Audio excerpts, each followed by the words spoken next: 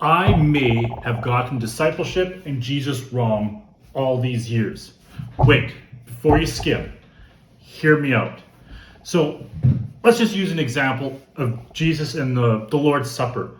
So before Jesus has this precious meal, this memorial with his last disciples, Peter and John, as Luke tells us, they go into Jerusalem and they prepare the entire meal. And that is kind of how I perceive discipleship. So something needs to happen. So like maybe at your church, a Sunday school teacher quits, and then they begin to train a new Sunday school teacher. We've had problems in my church in the sound room. So then we begin to train, disciple another person to work in the sound room. And it seems to go on and on, that whenever there's a need in the church, you bring in and you start discipling someone to fill that role. And this is kind of how I always perceived what Jesus is doing when he's discipling people in the Gospels. That he is discipling them because he has this need. Jesus has a need. He needs help fulfilling his mission.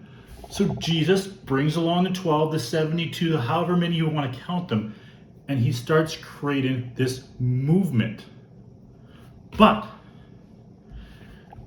a few weeks ago, somebody had shared in my church of how powerful God is, that he created the universe and everything in it. It started my wheels turning up here. So even if you skip that all, you say, no, Jesus is just another man, just like you and I. But we know that's not entirely accurate if we read the Gospels as they represent it.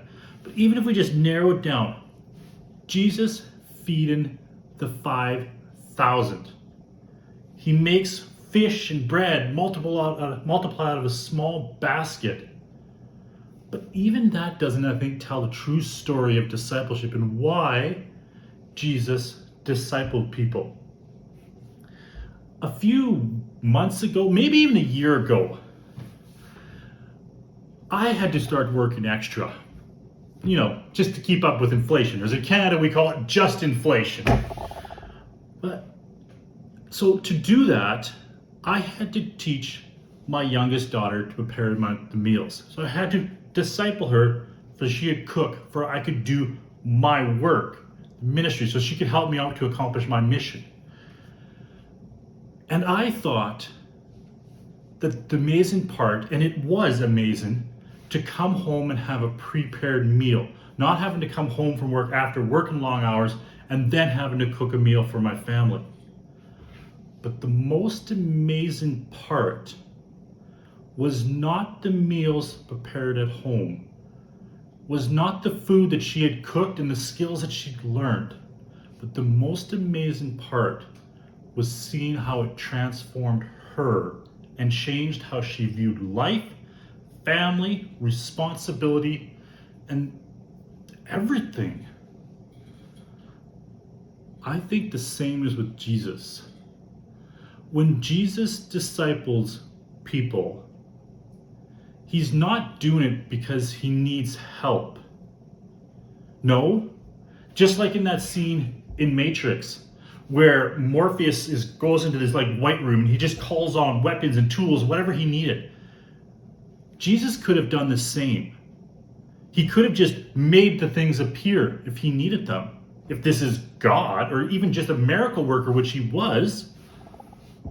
But he chose to include Peter and John in the preparation of the Last Supper.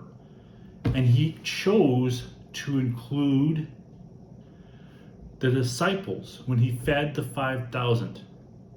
Not because he needed them, not because I needed someone to do extra ministry to leverage my skills.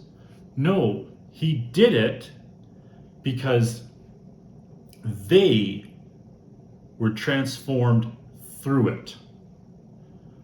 The same as my daughter. By being involved and being equipped to do the ministry, she became the ministry.